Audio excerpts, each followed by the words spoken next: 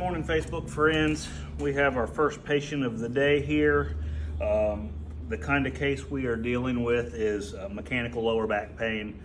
Our patient here, how long has this pain been going? I know it's been on and off for a couple of years, or at least last year we kind of visited the Yeah, it's been a while.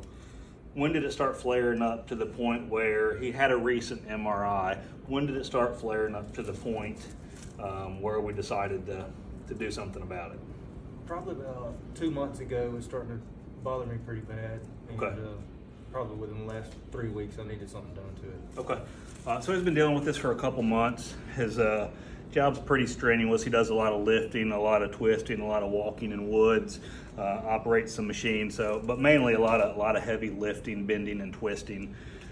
So the last 3 weeks, he's decided to do something about this. We had a recent MRI. You had the MRI last week or the week before? Last Friday. Had an MRI last Friday. Everything was completely normal as it relates to disc, nerve. Everything looked great, which tells us it's mechanical back pain. He is having some symptoms of nerve impingement, which a lot of times can happen with inflammation when you have an irritated joint like this. So basically is what we're doing here. Kayla, if you want to kind of show them. So we're doing the treatment plan is what I want to do here is kind of go over our treatment plan, how we treat mechanical back pain. So we have these electrode pads you can see right here.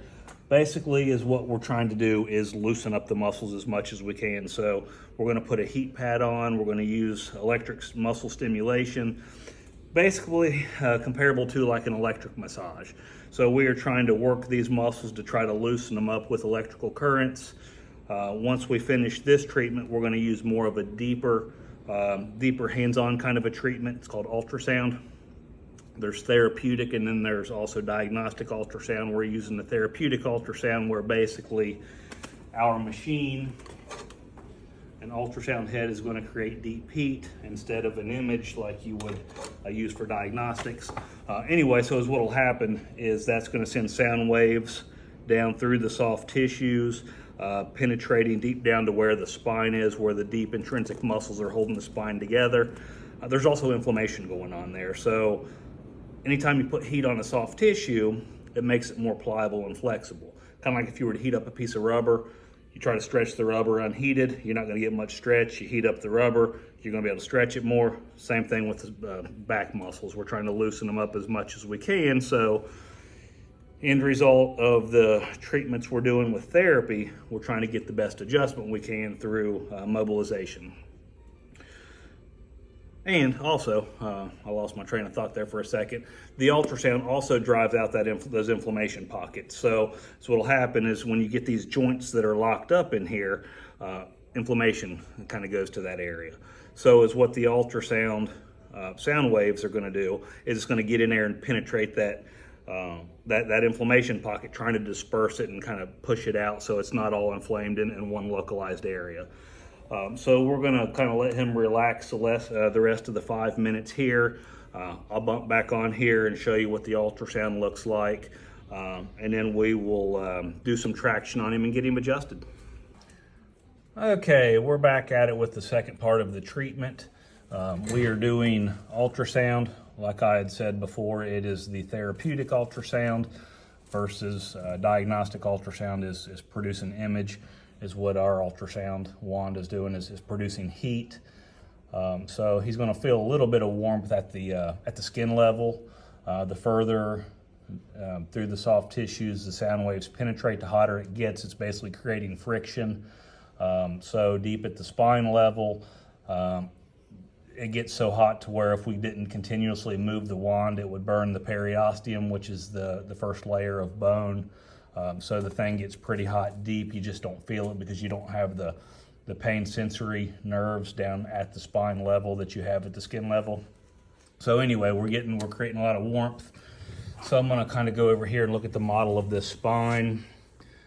Hopefully his back doesn't look like that. A little bit of scoliosis. His back is straight, but this is just for an example of where we're hurting at. So as you can see, that's the spine. The skull would be up here.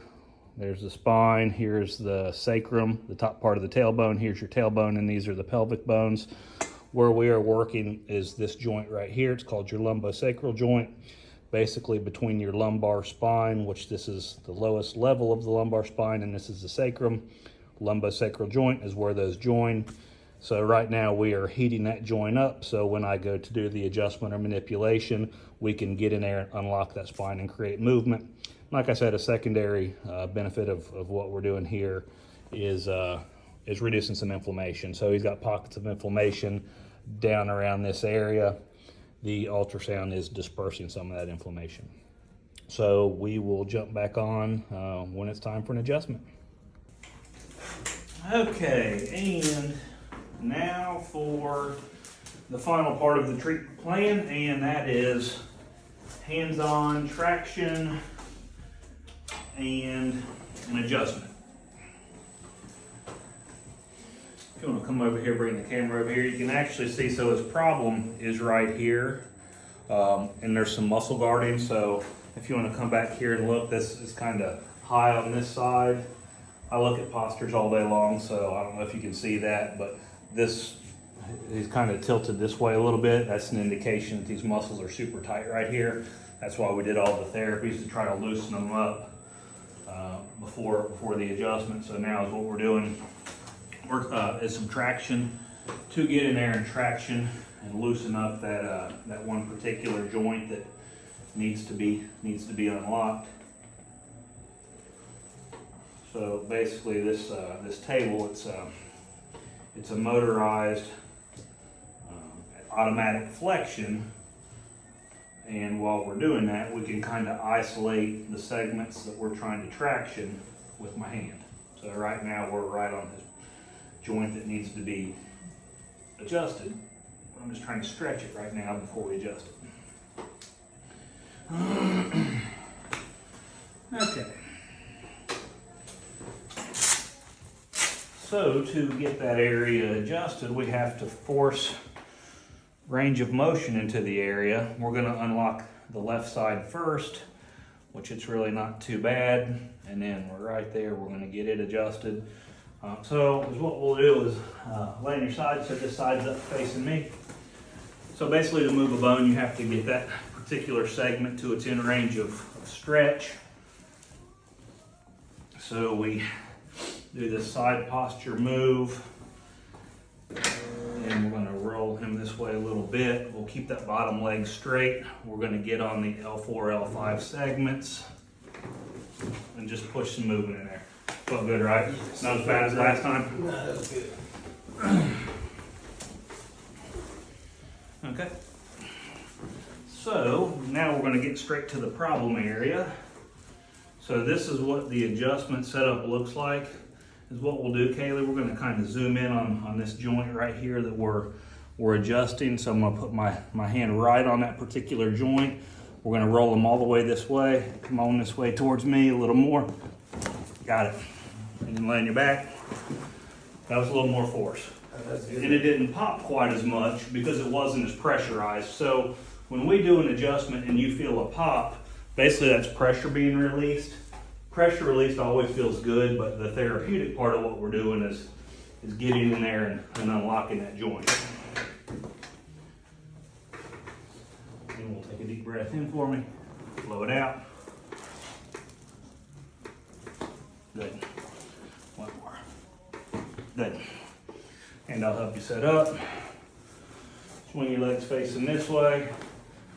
We're good to go.